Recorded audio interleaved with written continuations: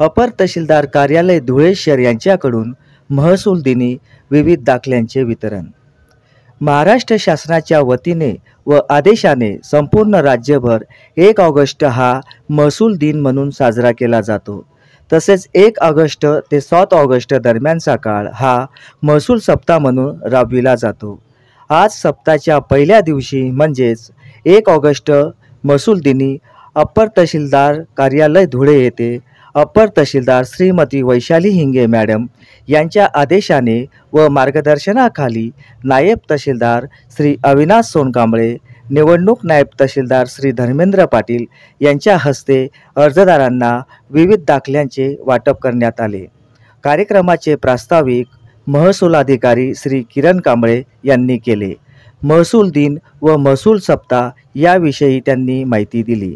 यावेळी अर्जदार व अप्पर तहसील कार्यालयातील कर्मचारी, महसूल अधिकारी श्रीमती देशमुख मॅडम, श्री नाना गवळी, महसूल सहाय्यक अधिकारी श्री गणेश पारदी, श्री विश्वजित मगर, श्रीमती प्रतिभा सिंगाने मॅडम, श्रीमती मराठे मॅडम, श्रीमती वैशाली जोशी मॅडम, श्री उदय सूर्यवंशी उपस्थित होते।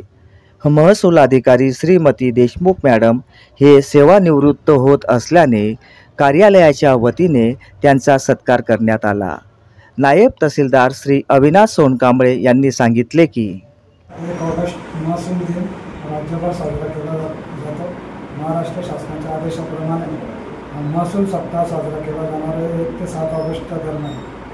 आणि आजच्या पहिल्या दिवशी महसूल कर्मचाऱ्यांमधून तालुका स्तरावर जे चांगले कर्मचारी आहेत त्यांचा सत्कार आयोजित केलेला होता। तसेच आमच्याकडे देशमुख मॅडम ज्या सेवानिवृत्त होणार होती या महिन्याअखेर, तर त्यांच्या सेवानिवृत्तीनिमित्त आम्ही आज त्यांचा सत्कार ठेवलेला होता। त्याशिवाय आजच्या दिवशी ज्यांच्या सातबाऱ्यामध्ये